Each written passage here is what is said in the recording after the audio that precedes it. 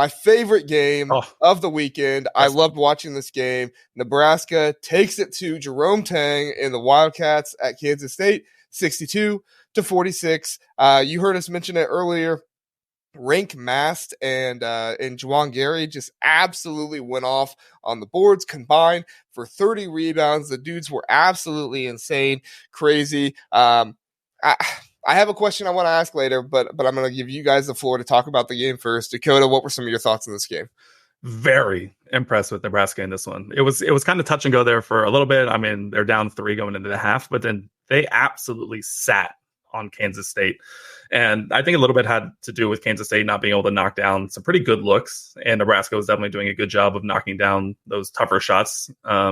But I think that's just kind of part of it. They really locked in defensively. And then when you have 2 guys gobbling up 30 of your team's 52 rebounds, you're not going to do much. And they also, Gary, 11 offensive rebounds. He had a double-double with offensive rebounds alone. I mean, when you get 11 extra possessions for your team in a game like this, a true road game at Kansas State, that's going to be massive. They came out and they did exactly what you need to do. Now, I don't know if Kansas State's going to score only 46 at home again this season, but I was very impressed with Nebraska in this one. They also got a bit of a balanced scoring effort, so it really wasn't like Mast went off for 19, but I mean, Gary had 13. Tominaga only had 9, but it was on 3 threes.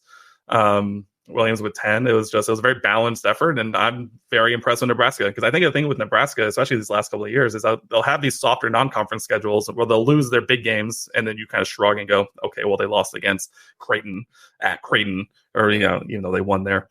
But this was a big one that I had circled this weekend of, is this Nebraska team a little bit for real? I mean, they played very well so far at the beginning of the season, and I was very impressed that they come out to 62-46 win, true road game. I think we may need to start talking about potential bubble team Nebraska.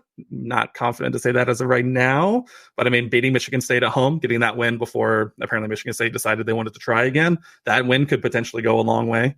That might go right at the top, and if they can kind of play this kind of scrappy, you never know who's going to give it to you, 30 boards from your front court, I think that's something we got to keep an eye on. Yeah, for sure. I want to know the last time a guy who's 6'6" got 11 rebounds in a game. I mean, Rienk Mast, he got 12 rebounds. The dude's 6'10". You're going to expect that. But Juwan, 6'6", 11 offensive rebounds. Like, that's just insane to me. He had a high motor in this game, was just going after every single ball, and you love to see it. I mean, that's what you need to see from some of these teams like Nebraska, is just a guy who has an insane motor, who's going to go after the ball, and the energy and the drive to want to compete and win every single game. That's what you got in Nebraska, and it's really, really cool to see. Kansas State only had 12 points in the second half. So, I mean, like you said, Dakota, they just sat on them and just said in the second half, this is our game. We're making it happen. Russ, what were some of your thoughts on this game? Yeah, since you like stats and trivia questions, and you just mentioned a short guy getting rebounds, I gave you a hint there, but you know who's second on Purdue in rebounds? Oh, boy. Your favorite guy. Braden Smith? Yeah, Braden Smith. Yeah. So, it's very underrated. I wouldn't say it's too rare, because like a lot of times those smart outside players, they know where to be, where the ball is going to come off, and they're right there to make the play. But Nebraska, I might go one step further, Dakota, and say that they might be a top 4 team in the Big Ten. They get a double bye. I mean, they are 40, with a good time. They are 42nd in KenPom. They're the 6th highest team in the Big Ten in KenPom. And like Ohio State, I mean, I think they're a tier below Ohio State, so I'm not going to compare them, one for one. But they're 9-2. They've got some Power 5 wins.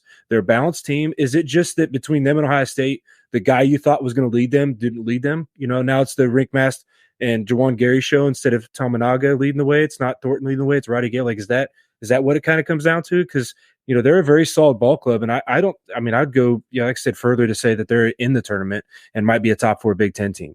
Not even on the bubble. They might get like a 7-8 seed and have a chance to make the Sweet 16 because they're just playing, like you said, very balanced, very consistent basketball. And those are the kind of teams that can be harder to get out in March, because who do you shut down? You shut down one guy, they've got 3 other guys that could go off for 15 points. So I'd be very optimistic if I was a Nebraska fan as well. 100%. I agree. So here's my question, and we'll go to you first on this, Dakota.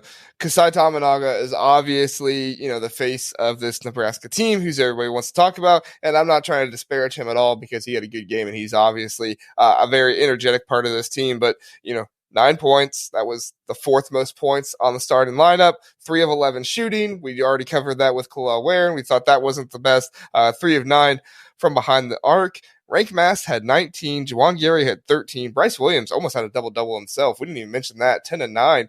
At a certain point, is it time for Rienk Mast to take over as the face of this team over Keisei Tominaga?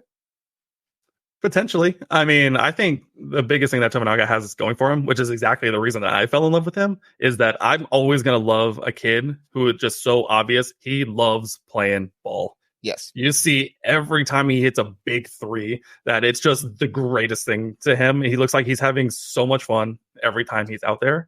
And I'm wondering if he's that guy who silently, maybe potentially is like, yeah, all eyes on me. I'll take 9 threes. I'll hit 3 of them. That's fine enough. Well, my dude over here is going for 19 and 12. Yeah. My other dude over here is going for 10 and 9. We got 13 and 18 over here too.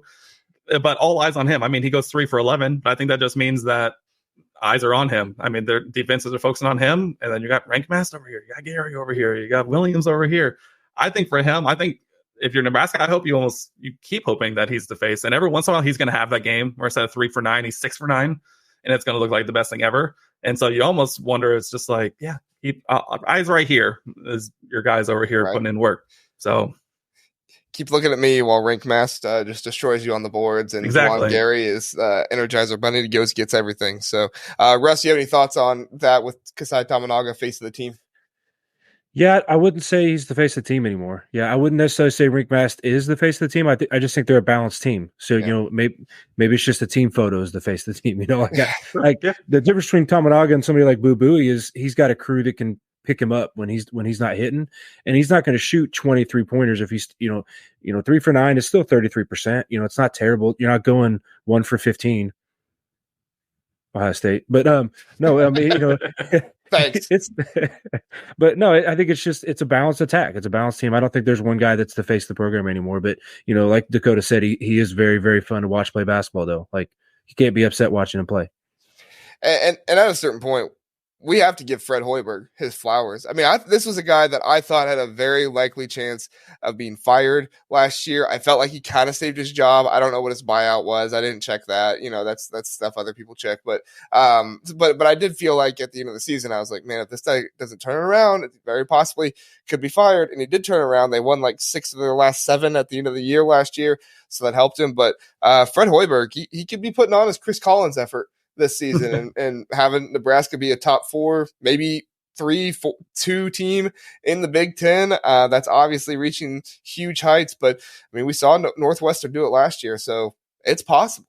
That's the thing with the Big Ten is, the difference between second place and 10th place could be 2 games at the end of the year. So, right. Like very you said, you could be there. So, yeah. And they started off their, I think it was their first, correct me if I'm wrong, but they started off their first conference game with a win on the road at East Lansing in the Breslin Center. So, I mean, I think that was in Lincoln. Oh, it was in Lincoln. Okay, but still, yeah, I mean, they lost to Minnesota in their opener, but yeah. Okay. That one's going to hold you back a little bit. Yeah. I think. All right. Well, thanks for proving me wrong, guys. This is the knowledge of a Purdue fan versus an Ohio State fan. Hey, well, you got us on some stats. We had to get you back a little bit. Yeah. That makes sense. I was just really proud of the Matthew Nicholson 11.5 assists to turnover. So that's a good stat. Yeah, that's good pull.